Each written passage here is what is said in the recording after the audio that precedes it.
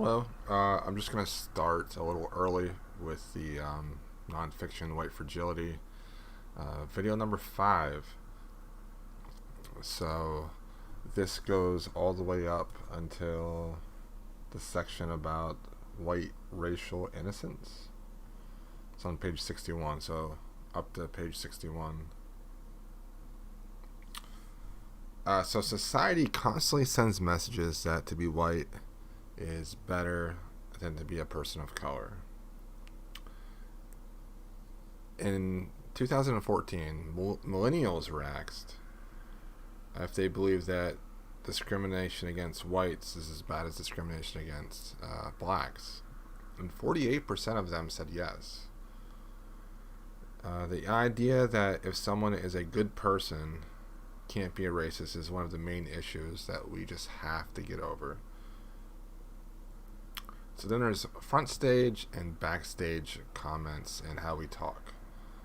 Backstage is with people like ourselves. This could be the same race, the same gender, and how we talk amongst those people versus how we talk in front stage with people that are unlike us, and how we change the words we say to be like coded words and things like that.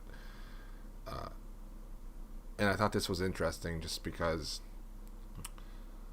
I'm all about trying to better myself, and one of the things that I try to do is I try to be the same person around people, like everybody.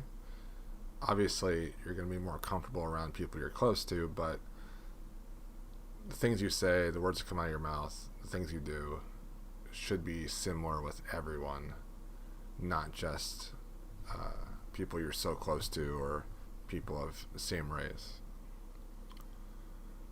White people.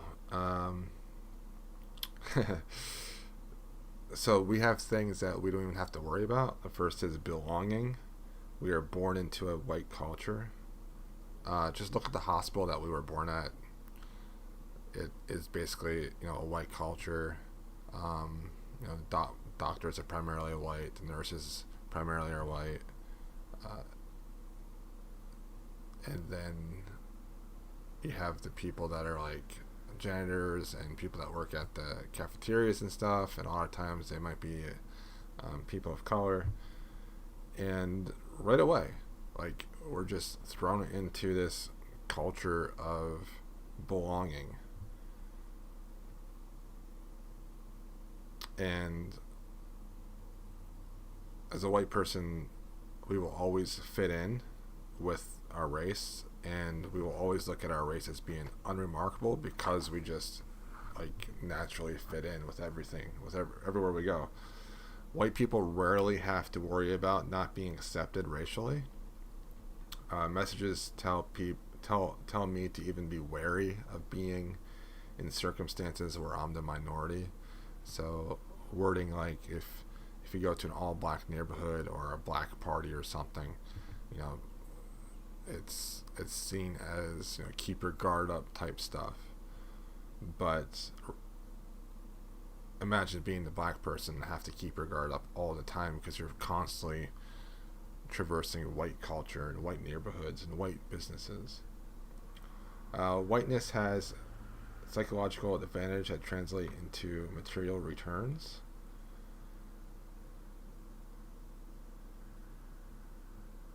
Black people do not see the benefits that white people have.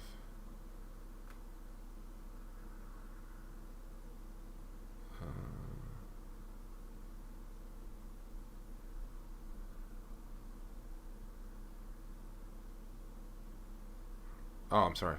I missaid. White people do not see the benefits. I miswrote.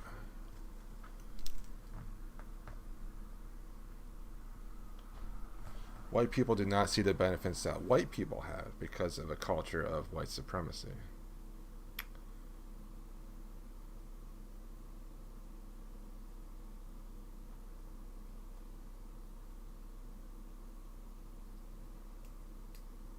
And basically that the culture of white supremacy is what gives whites their benefits, not necessarily because they're a majority. and that minorities are in the minority. And, there could be a time where people of color would be in the majority, but if the white culture of white supremacy is still active, then it can still, disadvantage those people. White people have the freedom of movement. In virtually any space, I am seen as normal, neutral, or valuable. I might have to worry about class, but I never have to worry about race. All places that I go to, that I would want to go to, that are beautiful, are open to me as a white person, and not necessarily as a black person. They might not want to go to, for example, in the book they talked about this resort in Idaho, but also in that same town there's very few black people, and there's actually an Aryan Nation group there. And why would a black person want to go and enjoy that area and that beautiful countryside if the people around them hate them? So I never really thought about that. You never hear as white people described as white in books. This is the just people issue as being white. So white people are considered just people a lot of times, and then other people are described as that black person or that Chinese person or that Indian person. White solidarity is an unspoken agreement among whites to protect white advantage, and we don't even realize that we do it. So, uninterrupted jokes further circulates racism in our culture. We must say something regardless of the outcome or what might come of it. Claiming the past is better is a white privilege. Romanticizing the past is a white construct. Imagine if you're black and you heard Donald Trump say, "Make America Great Again," and you think, well, it used to be not so great for my race. And Trump definitely capitalized on this. I never got that it was a coded message. I understood that it was a message about immigrants, but I never really thought about it as a message of black people and taking away the rights that they've gained. So that was interesting. Desegregation of schools. The black kids had to be bussed in to the white schools. Very rarely were the white kids bussed into the black schools. So all of the burden was put on the black kids. Alright, so that was the 5th video of White Fragility.